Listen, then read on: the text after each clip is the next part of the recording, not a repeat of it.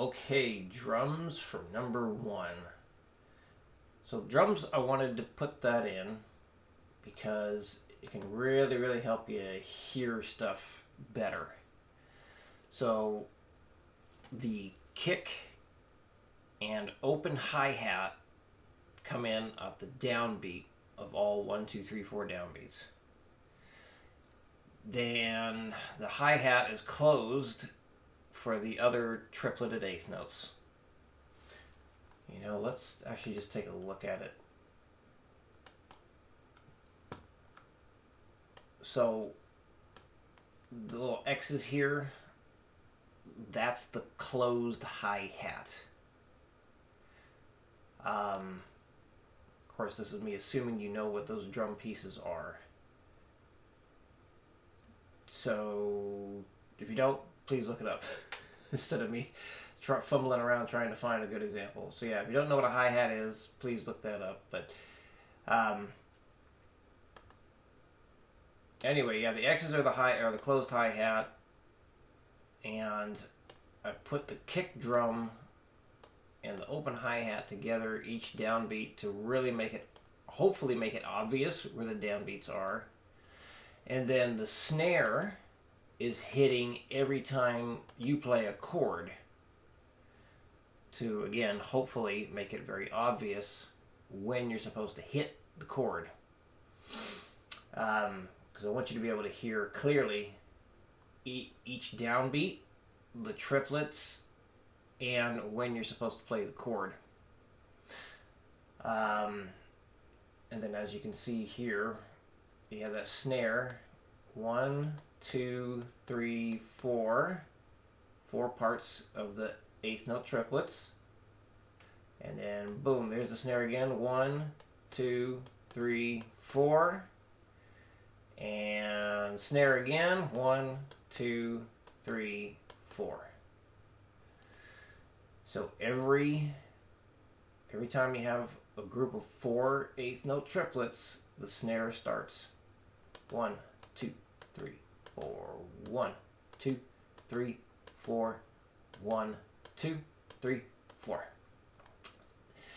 So, in addition to using the drums to help you hear it, a good thing would be go back and forth between the drums being on and off. So, just in case you don't know,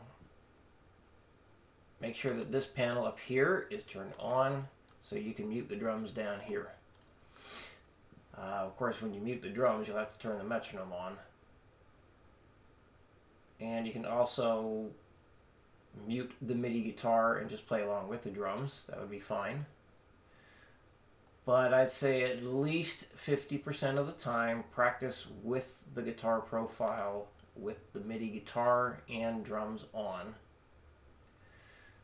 And then, as you have like 1 or 2 more days of practice left, start turning the drums off and seeing how well you can play it with just the chords and the click.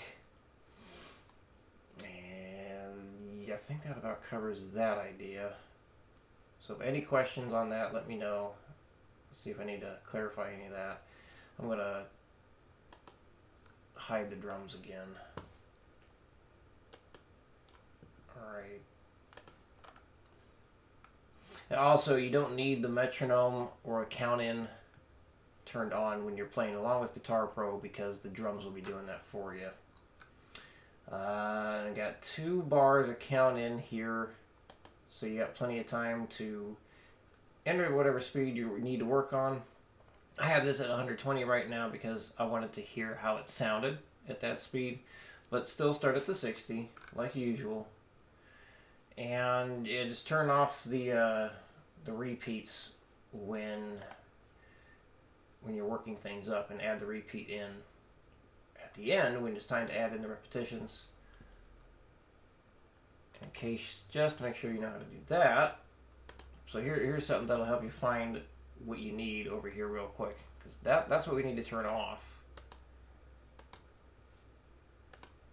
But let's say you're having trouble finding it. You just put the cursor in that bar and then move it over to that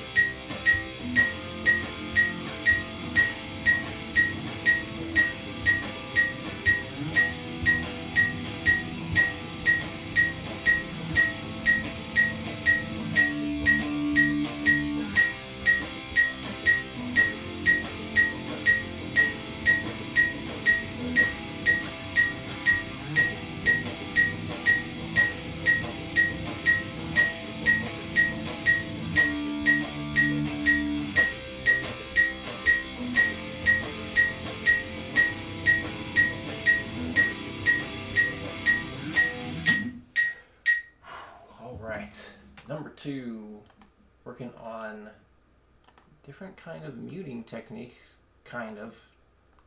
Different because you're not used to it. Yeah, really making sure that pinky stays down. Now, try doing this. I think what your pickups are sitting in, very similar to how mine looks. you might want to try keeping the pinky like up under the that part of the guitar that houses the pickup, like this, that plastic part there.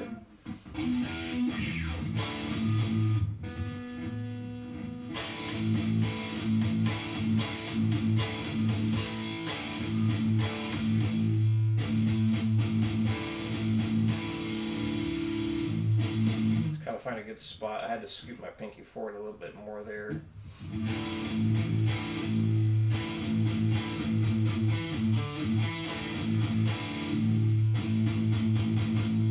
Actually need to straighten it out a little bit more. I think I can get away with having the pinky curled up a bit at faster speeds. Slower speeds needs to be straighter. And I've also noticed I need to do the straighter pinky when using the 7-string over here. It's out of camera, it's out of view. But it is right here. Anyway, because those things are absolute pain in the ass to mute.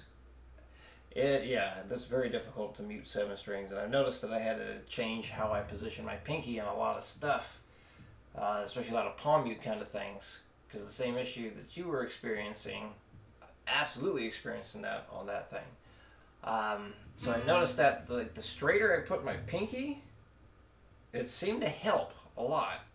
For some reason, just curling it just wasn't working out so well. So if you straighten the pinky out more, it might help get it where it needs to be for the muting. And yeah, try and stay closer to that bridge, because when you're too far to the left, like too close to the neck, that's when you were changing the pitch of the notes when you were doing the palm mute. That's what I was hearing in the video from yesterday. So we need to make sure we're like as close to that bridge as possible. Close as possible there. Alright, let's get into it. 60 beats per minute. And really make sure you can hear that open D string too. That's why we're using just these 2 chords.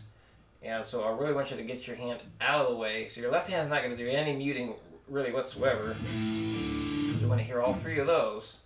So this is really going to focus on making that right hand get much, much better at muting things. So you might have some moments of frustration just figuring out how to get that right hand to work. But once you get it and you start getting used to it, things are going to just sound that much cleaner, sound that much better. All right, here we go. 60. 1, 2, 3, 4.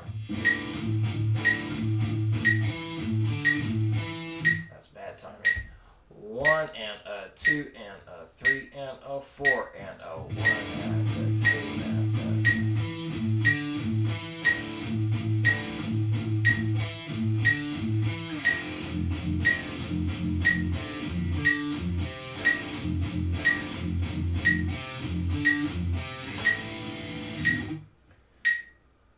Let's go to 90.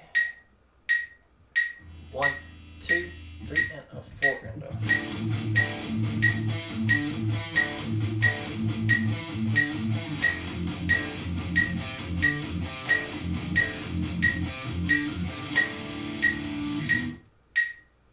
I am hitting the open strings at the end there, even though they're not tabbed. Maybe I shouldn't. Let's do that again. 1, 2, 3, 4.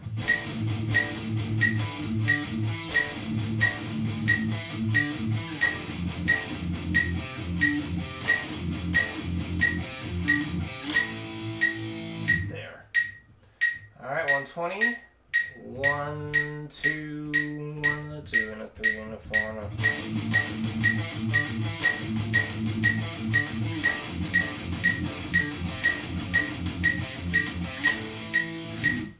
Let's go back to 100, or down to 100 for some repeats. 1 and a 2, and a 3, and a 4, and a...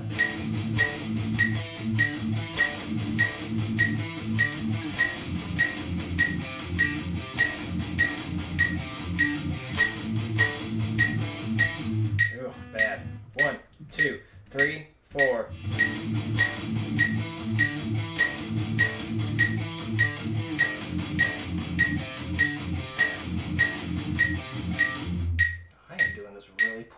now. What in the hell? 1, 2, 3, 4.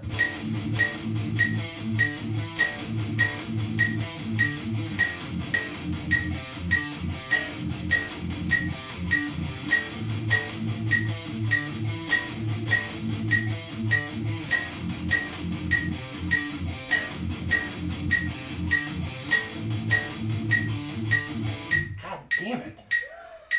Alright, I'm going to 90. 1, 2, 3, 4.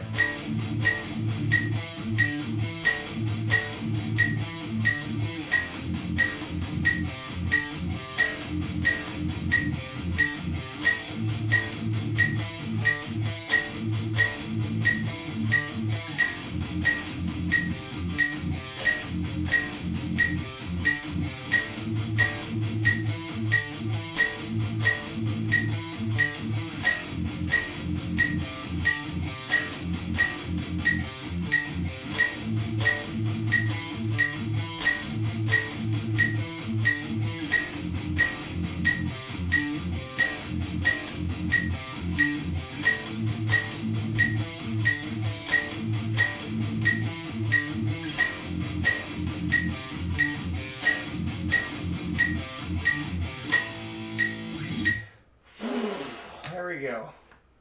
So yeah, it's a tough one. But yeah, you're basically like you just got to keep getting that pinky down on those top strings as soon as you can. And it really only seems to be a problem like during the muting, like when you're doing the palm mute part. That seems to be like when things want to ring out. And I think it's because the pinky just like, it's not where it really needs to be. It'll graze the string just ever so slightly. And then it'll cause stuff to ring out. So it's like you think you're muting it, and then you hear like the damn E string start, or the B string, the E or the B string usually start ringing through there. And you're looking at your hand, you're like, damn it, what are you doing wrong? So yeah, just like straighten the pinky out, try that. Yeah, just fiddle with slight different placements until you start getting good results with the muting, and then just keep recreating that over and over again. So there'll be some experimentation on your part to figure out where exactly you need to place your hand for it, and it could very well change from guitar to guitar. Nice, right? No, it's not. But that's the way it is. All right. And then I believe I sent over, yes, key of G now. Same idea that you did with the key of C for those arpeggiated chord progression. No, arpeggio progressions. Yeah. All right. Any questions, let me know. I will see you again next week.